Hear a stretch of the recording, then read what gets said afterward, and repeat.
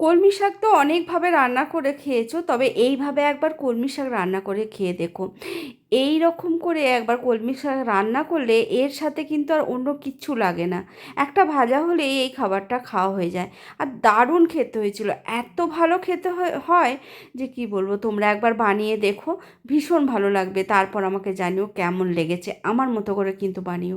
প্রথমে আমি শাকগুলোকে একটু ভালো করে বেছে নিচ্ছি, পাতা টাতাগুলো বেছে নিয়ে এরকম ছোট্ট ছোট্ট করে শাকটা কেটে নেবো। এক আঁটি শাকেই বেশ বেশ অনেকটা পরিমাণের হয়ে যাবে কিন্তু। তারপর এগুলোকে খুব ভালো করে ধুয়ে একটু জলটা ঝরিয়ে নিতে হবে, মানে শাকটা ভালো করে ধুয়ে একটু জল ঝরিয়ে নেবো। এবার মশলার জন্য কিছু উপকরণ নিয়ে নিচ্ছি, তবে আরও কিছু লাগবে। এখানে আমি কয়েক কোয়া রসুন ছাড়িয়ে নিয়েছি, একটা পেঁয়াজ, একটা টমেটো নিয়েছি। এবার একটা বাটির মধ্যে ডাল নিয়ে নিচ্ছি। এখানে আমি নিয়েছি মুসুরির ডাল আর মুগ ডাল, তবে মুসুর ডাল যতটা তার হাফ মুগ ডাল নিতে হবে।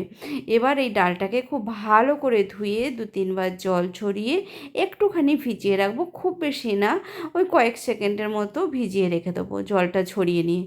এবার মুসুর ডালটা ভালো করে ধুয়ে কড়াইয়ে দিয়ে দিচ্ছি, দিয়ে এরপর এটাকে ফুটতে দেবো।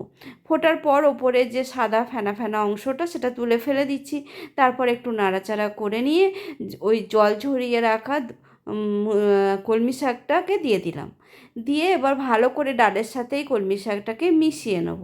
ডালটা কিছুটা সেদ্ধ হয়ে যাওয়ার পর কিন্তু শাকটা দেবো, কারণ শাক সেদ্ধ হতে বেশি টাইম লাগবে না। এবার ভালো করে মিশিয়ে নিচ্ছি। এবার এর মধ্যে দিয়ে দেবো পরিমাণ মতো নুন আর হলুদ।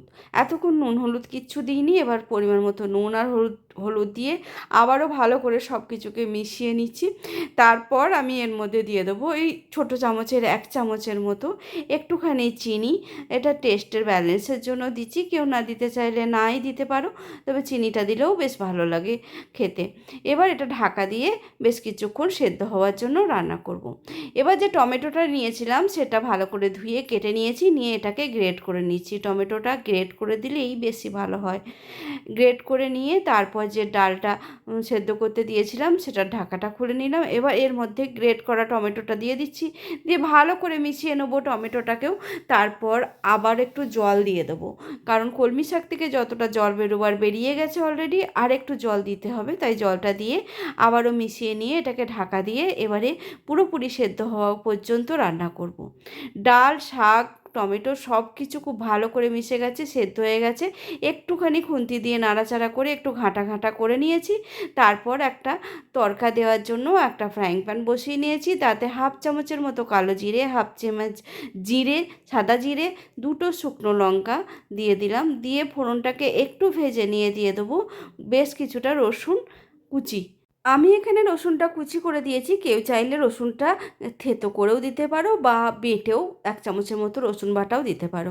এবার রসুনটাকে ভালো করে একটু ভেজে নিয়ে তারপরে দিয়ে দিলাম ওই পেঁয়াজ কুচিটা, একটা পেঁয়াজ নিয়েছিলাম সেটাও একটু একটু লালচে করে ভেজে নিয়ে দিয়ে দিচ্ছি একটু কাশ্মীরি লঙ্কার গুঁড়ো, যাতে কালারটা খুব সুন্দর হয়। আর একটুখানি ঝাল লঙ্কার গুঁড়োও এর সাথে দিয়েছি, তবে যে যেমন ঝাল খায় সেইভাবে কিন্তু ঝালটা দিতে পারো সবাই। এবার ডালটাকে আরেকটু নাড়াচাড়া করে নিয়ে এর মধ্যে ওই তরকাটা দিয়ে দিলাম। এই তরকাটা এত ভালো লাগছিল, সেই সময় ফ্লেভারটা খুব ভালো লাগছিল। তারপর ভালো করে ডালের সাথে এই তরকাটাকে মিশিয়ে নেবো, গ্যাসটা কম আছে করে। এবার একটুখানি ফুটিয়ে নেবো তরকাটা ডালের সাথে।